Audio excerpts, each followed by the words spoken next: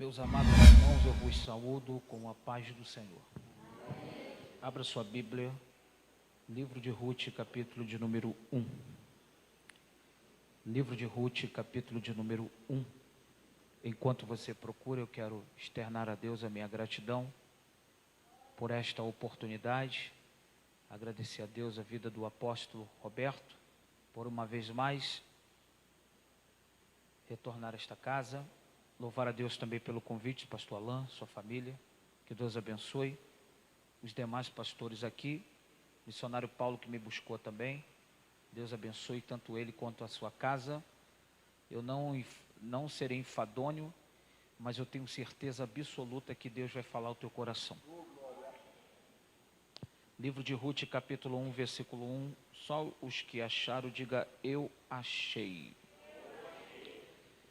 Diz assim um texto: e sucedeu que nos dias em que os juízes julgavam, houve uma fome na terra, pelo que um homem de Belém de Judá saiu a peregrinar nos campos de Moabe, ele, sua mulher e os seus 2 filhos. Tome seu assento. Meus irmãos, eu queria que você nesse momento prestasse toda a atenção que a profecia maior está sendo falada. Eu sou do Ministério de Madureira, lá do Rio de Janeiro, da nossa igreja mãe, e eu tenho como costume, nosso líder maior, Bispo Ábile, que na hora que a profecia está sendo falada, não saia, porque é o momento que você perde aquilo que Deus deseja te dar nessa noite. Meus irmãos, Belém de Judá, para quem não sabe, no original quer dizer lugar do pão, lugar da providência, lugar que não falta, lugar que traz provisão. Belém de Judá estava vivendo um período de fome, um período de escassez muito grande. É bem verdade que neste tempo não havia reis. Essa era a era mosaica. A era patriarcal tinha se encerrado e a era mosaica tinha sido estabelecida através de Moisés. Então, nesse período, Israel estava sendo governado por juízes. Na verdade, o termo Israel ainda não se falavam-se de um povo hebreu. O termo Israel vão se falar só a partir dos 70 anos que eles saem do exilado. Então preste atenção, o povo hebreu estava sendo governado por juízes. A Bíblia vai nos relatar que há uma fome em Belém de Judá. E neste período havia uma transição. A saída de Eli para a entrada do sacerdote profeta chamado Samuel. A Bíblia vai dizer que agora na casa do pão há fome, na casa do pão agora há escassez. E quando a fome bate a porta de Belém, ela bate a porta de um patriarca, de uma família tradicional, que se chama Elimeleque, que se chama Noemi, que se chama Malom e que se chama Quilion. Batendo a porta deste patriarca, batendo a porta deste provedor, a Bíblia vai nos relatar que Elimeleque vai tentar criar uma saída. Elimeleque vai tentar criar uma porta para alimentar a sua casa, porque é bem verdade que Belém agora está padecendo por necessidade, ou seja, a fome bateu naquela cidade, e Elimeleque, como provedor, ele vai tentar criar uma saída, ele vai tentar criar uma porta para alimentar a sua família, porque ele não quer ver a sua família desprovida do pão. Só que a Bíblia vai dizer para nós que Elimeleque vai sim criar uma saída, só que ele vai sair de Belém, ele vai para uma terra estranha, e a Bíblia diz que ele vai para uma terra amaldiçoada. Preste atenção para que você entenda o texto. Elimeleque vai tentar criar uma saída, só que ele vai para uma terra amaldiçoada por Deus. Mas pregador, o vento está soprando em Belém, mas Belém ainda continua sendo Belém. Mas pregador, a porta se fechou em Belém, mas Belém ainda continua sendo Belém. Mas pregador, há uma fome em Belém, mas Belém continua sendo Belém. O vento não pode parar o projeto que está em Belém. O vento não pode deixar de prover para quem está em Belém. O vento não pode deixar de prover para quem habita em Belém.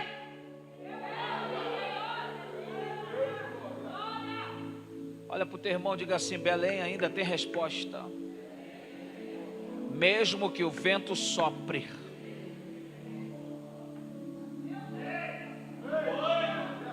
Elimeleque sai porque o vento soprou. Aí eu te faço uma pergunta: Deus nos sustentou aquela casa até aquele dia? O vento mudaria alguma coisa para Deus sustentar uma casa? O vento mudaria alguma coisa para Deus prover para quem estava lá? O vento muda para a gente, mas para Deus tudo continua no mesmo lugar. A tempestade muda para a gente, mas para Deus tudo continua no mesmo lugar. Deus não depende da tempestade para fazer o que Ele tem que fazer. Deus não depende do vento para agir da forma que Ele quer agir. Deus continua no mesmo lugar, e mesmo que o vento sopre, Ele vai continuar fazendo aquilo que Ele te prometeu.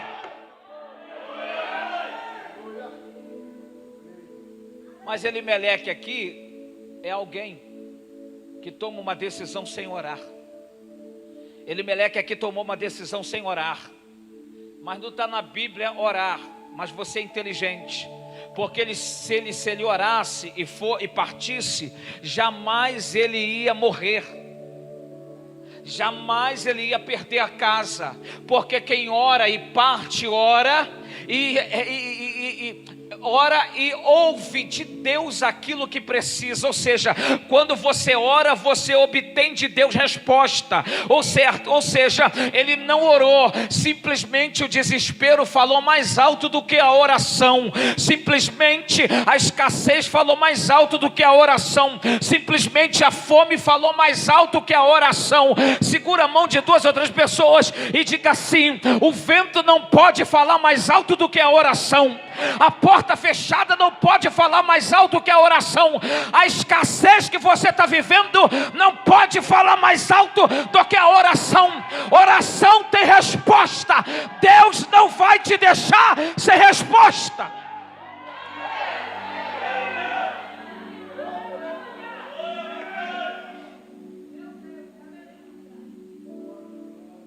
Se ele ora, ele não morre. Ele só morre porque ele deixou de orar. Ele só perde a casa porque ele deixou de orar. Ele vai para Belém, ele vai para Moabe. Porque essa terra amaldiçoada era patriarcal. Quando Deus destruiu Sodoma e Gomorra, sobrou só a casa de Ló. As suas filhas entraram em desespero e pensaram consigo: não há homem na terra que possa perpetuar em nós uma descendência, morreremos sem história. Vamos dar de beber ao nosso pai, ele vai perder o sentido, eu me deito com ele primeiro. E depois que eu acabar de me deitar, você também se deita com ele, para que não morramos sem história. Foi isto que aconteceu. Nasce 2 nações, as nações moabita e as nações amonitas. Essas 2 nações são amaldiçoadas por Deus. Ei, quem ora vai para um lugar de maldição? Quem ora vai para uma terra amaldiçoada? Quem ora obtém de Deus resposta aonde venta. Quem ora obtém de Deus resposta onde a porta se fechou. Quem ora obtém de Deus resposta onde o caminho está sendo embaraçado. Eu nunca vi um justo orar e não obter de Deus resposta. Olha para o teu irmão e diga assim: você precisa orar mais. Ele não ora, simplesmente ele vai porque o desespero fala mais alto. Ele chega em Moabe, o que acontece? A Bíblia diz que ele morre. Morrendo ele, Noemi sente a perda do braço direito. Mas ela olha para o lado e percebe que ainda tem 2 moços, Malom e Quilion, seus filhos, que possa salvar o nome da casa. Então ela sente a perda de Elimeleque, mas se alegra porque os seus filhos estão de pé. Só que a Bíblia diz que o tempo passa e agora seus filhos também morrem. E quando seus filhos morrem, Noemi fica desamparada, a ponto de alguém encontrá-la e gritá-la pelo seu nome e dizer Noemi, e ela dizendo, não me chame mais de Noemi. A partir de hoje eu sou doçura. A partir de hoje eu não sou mais a doçura. A partir de hoje eu sou Mara. Mara quer dizer amarga, Mara quer dizer vergonha. Ela está dizendo, eu estou amarga a partir de hoje. A partir de hoje eu estou vivendo a vergonha da minha casa. Eu não quero mais que o meu nome se chame Noemi, porque eu perdi a casa, eu perdi a minha base, eu perdi a minha estrutura, e agora eu vou ficar sem história, eu vou ficar à mercê, eu vou viver na dependência da misericórdia de alguém que me dê dinheiro, que coloque alguma coisa nas minhas mãos, porque no Antigo Testamento, se a mulher se torna viúva e o marido não deixasse nem os bens, ela viveria à beira do caminho, levantar com as mãos abertas, esperando alguém para que use de benevolência. Já no Novo Testamento, Deus usa o diácono Estevão para que ele possa ali socorrer tantos órfãos e a viúva, não deixando padecer necessidade. Mas ela percebe que ela perdeu a casa, ela percebe que ela vai depender da misericórdia de alguém, e chama suas 2 noras e dá conselhos. Vocês são novas, volte para suas casas e lá vocês acharão remidores. Orfa resolve obedecer o que Noemi fala, mas a Bíblia diz que Ruth diz assim, eu não vou, o teu Deus a partir de hoje será o meu Deus. Aonde tu pousares eu pousarei, e aonde tu morreres e tiver que ser sepultada, ali também serei. Ruth estava dizendo, eu vou até o final com você nessa história, eu não vou parar aqui.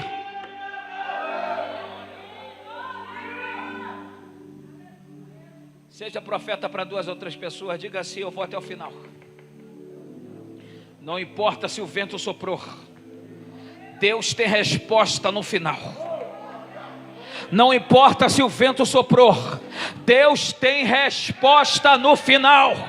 Não importa se o vento soprou, essa madrugada vai ficar marcada para a tua vida. Não importa se o vento soprou, Deus tem resposta no final.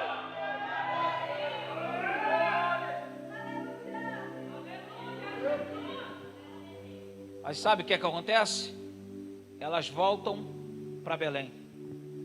Noemi volta para o lugar que ela não devia ter saído. Mas por que Noemi sai? Pela decisão do marido. E naquela época a mulher não poderia falar nada, apenas concordar. Quando ela volta, segundo Maxwell, ele vai dizer que quando ela entra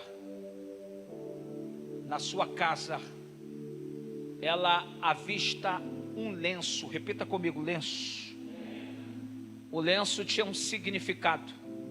Quando um serviçal, ou seja, empregado, servia o patriarca, ele ficava por detrás da mesa, observando apenas uma coisa: se após ele se alimentar e se limpasse e jogasse o lenço de qualquer maneira, ele entendia que ele não voltaria a se assentar à mesa.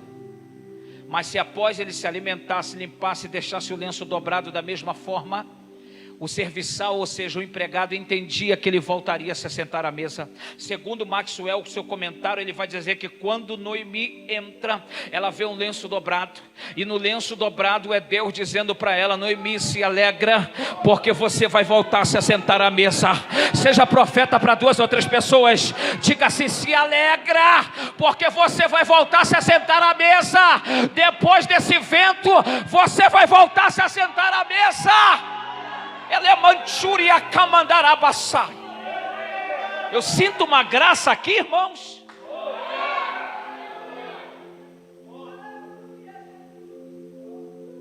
O coração de Noemi se alegra, e não é história de caronchinha não. Quer ver uma analogia desse texto?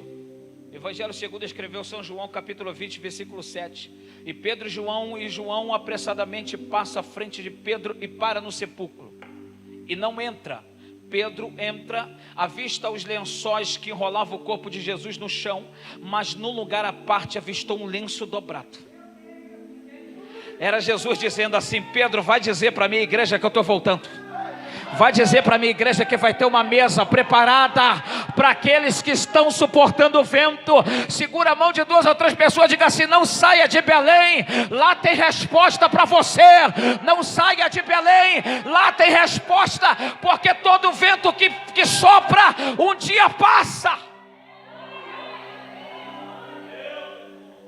E deixa eu ser profeta: não há tempestade que não passe. Todo vento que sopra tem prazo de validade para cessar. Você só precisa orar quando o vento soprar. Esse é o segredo. Ela volta, e quando ela vista o lenço, o coração de Noemi enche de esperança, e Deus dá uma oportunidade. Repita comigo: oportunidade. Ele dá a oportunidade de Noemi recomeçar. Depois do vento vem os destroços. Depois do vento, porque quando o vento passa, destrói tudo. Mas seja profeta para alguém: Deus está dando a oportunidade de recomeço.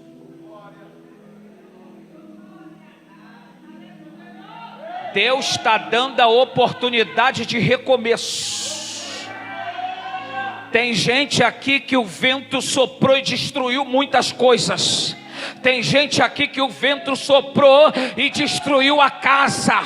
Tem gente aqui que o vento soprou e destruiu a família. Mas Deus está usando minha boca para te dizer: eu estou te dando a oportunidade de recomeço.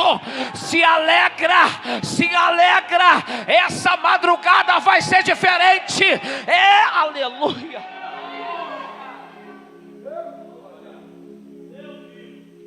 Ela vai recomeçar, mas olhe para cá. Noemi está adiantada de idade. Não tem como gerar nada mais dentro de Noemi. Noemi não tem força mais para trabalhar. Quem vai trabalhar? Ruth. Ruth vai colher espiga lá no campo do primo do marido de Noemi, chamado Boaz. Ela vai colher. Noemi dá conselhos a Ruth, e Ruth obedece o conselho que Noemi dá. O tempo passa, Boaz diz assim aos seus empregados: não proibais, ela pode colher em qualquer lugar. O tempo passa, Boaz vai se alegrar com seus amigos. Quando ele percebe que ele já passou de si, ele vai dormir na eira, no meio da palha, dentro do campo. Ele vai dormir ali. Ele dorme porque ele percebe que ele perdeu os sentidos, já se excedeu. A Bíblia diz que Ruth vem de mansinho. Olhe para cá. Ruth vem de mansinho. Penso eu, pensamento meu, que ela poderia, se ele está de costa, ela poderia se deitar por trás, ou ela poderia botar a cabeça dela no ombro de Boaz, ou ela poderia ir pela frente e botar a cabeça dela no peito de Boaz. Mas a Bíblia faz questão de mencionar que ela se deita aos pés. Por que se deitar aos pés? Eu vou te trazer uma revelação. Quando eu me deito aos pés de alguém, eu estou dizendo que este alguém tem poder e autoridade para mudar a minha história. Porque eu estou me deitando aos pés. Deitar aos pés é sinal de respeito por alguém que é muito honrado. Deitar aos pés é sinal de respeito por alguém que tem uma posição muito elevada. Então ela está se deitando aos pés daquele que pode. Ela está se deitando aos pés daquele que age. Ela está se deitando aos pés daquele que abre. Ela está se deitando aos pés daquele que faz. Então nessa madrugada não é diferente. Em vez de você murmurar e questionar, questionar, se deita aos pés a partir de hoje. Em vez de você questionar, se deita aos pés. Em vez de você murmurar, se deita aos pés. Aos pés de quem, pregador? Você é inteligente, daquele que faz, daquele que pode. A partir de hoje, nessa madrugada, se deita aos pés. Segura a mão de 2 ou 3 pessoas e diga assim: se deita aos pés, porque Ele vai te trazer resposta. Se deita aos pés, porque Ele vai te trazer resposta. Oh, glória! Quando ele acorda, ele tem uma visão. A visão de uma mulher ruiva com sarda no rosto. Os moabitas eram ruivos. Ele volta a se deitar. Antes que ele acorde pela manhã, Ruth sai. Ele não pode liberar uma palavra para ela naquele momento. Só que ele levanta e vai até um primo mais próximo, que seria resgatador da casa de Noemi. Este primo diz assim: eu não quero essa responsabilidade. Vamos fechar, vamos fazer um acordo agora. O primo tira o sapato dos pés, porque quando os judeus faziam um acordo, ou eles tiravam o chinelo dos pés, ou um sapato, e dava para aquele que estava assumindo aquela propriedade. Então ele tira o sapato dos pés e dá na mão de Boaz. Agora Boaz volta com uma palavra. Repita comigo: uma palavra. Ele está voltando com uma palavra para mudar a vida daquele que se deitou aos pés. Ele está voltando com uma palavra para mudar a história daquela que se deitou aos pés. Nessa madrugada, você profeta, eu quero dizer para o teu coração, transmitindo aquilo que Deus está me dando, que Deus está voltando com uma palavra para trazer aquilo que você precisa. Deus está voltando com uma palavra.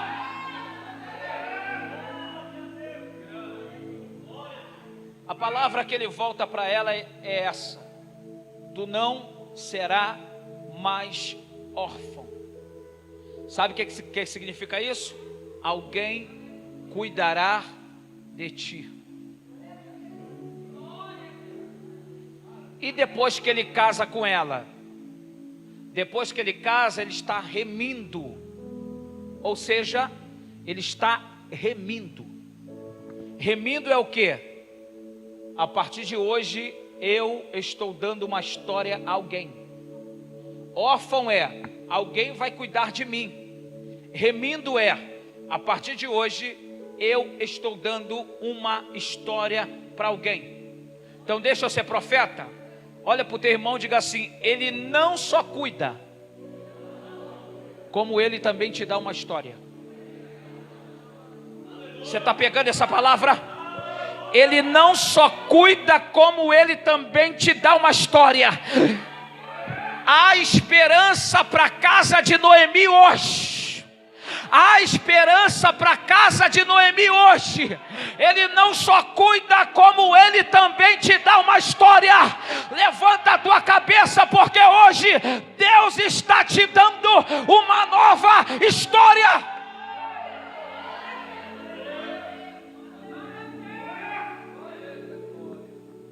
Mas olhe para cá, ele dá uma nova história para Ruth.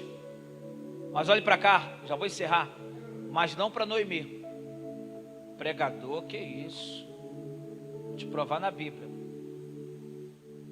Ele casa com Ruth. A história de quem é mudado? De Ruth. Noemi precisa de um herdeiro para que a história dela seja mudada. Por enquanto, a única história que é mudada é de Ruth. Só que a Bíblia diz que Ruth fica grávida. Ruth fica o quê? Grávida. 9 meses depois, nasce Obed. Aí quando nasce Obed, a história de Noemi muda. Olha para o teu irmão e diga assim: Obed está para nascer. E depois que Obed nascer, a tua história muda. E depois que Obed nascer, a tua história muda. Tem gente que está dizendo assim: eu perdi a casa. Calma, Deus está usando minha boca para te dizer: Obed está para nascer. Depois que Obed nascer, a história muda. Quem recebe essa palavra glorifica a Deus.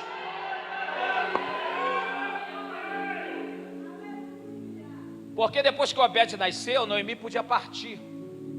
Por quê? Porque agora tinha história. Teria alguém que iria crescer para contar a história da casa. Obed nasceu. Olhe para cá que eu já encerro. Obed não só nasceu, como cresceu. Não só cresceu, como se tornou adulto. Não só se tornou adulto, como casou. Não só como casou, como gerou Jessé. E Jessé gera Davi. E Davi Salomão. Salomão Roboão. Roboão Abias. Abias Asa. E olha, a descendência daquela que se deitou aos pés está crescendo. A descendência daquela que se deitou aos pés está crescendo. Você está pegando essa palavra? Eu estou sendo profeta nessa madrugada para te dizer que a descendência vai crescer. Mas você precisa entender que quando o vento soprar, você deve orar. Você não deve fazer o que Elimeleque fez, porque Elimeleque fugiu quando o vento soprava. O vento está soprando em Belém, mas quando você ora, você obtém de Deus resposta. Porque Jó, quando está vivendo a calamidade dele, ele diz: ainda há esperança para a árvore ferida, que mesmo que sendo cortada. Jeremias, vivendo o período da lamentação dele, ele diz: coloca teu rosto no pó, porque talvez haja esperança. Tiago, considerado justo, escreveu uma epístola ao Tiago e disse que a oração do justo pode muito seus efeitos. Querido, tem muita gente esquecendo da oração. Você ainda não entendeu que a maior riqueza da vida de um ser humano é quando ele ora. Quando você ora, Deus move monte. Quando você ora, Deus abre porta. Quando você ora, Deus toca no rei. Deus toca no governador. Ei, a oração ainda é a chave da vitória.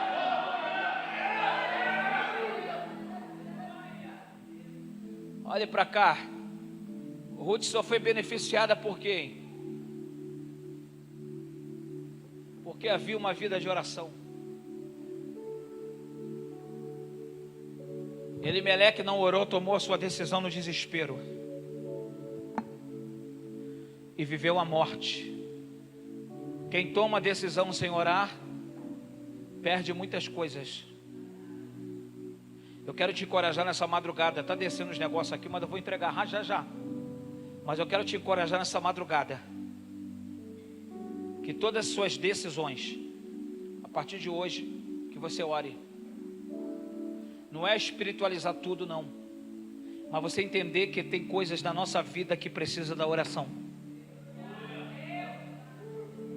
Tem coisas na nossa vida que precisa da oração. Em casos difíceis, a oração resolve. Em causas impossíveis, a oração resolve. Em porta fechada, a oração resolve. No meio de tempestade, a oração resolve.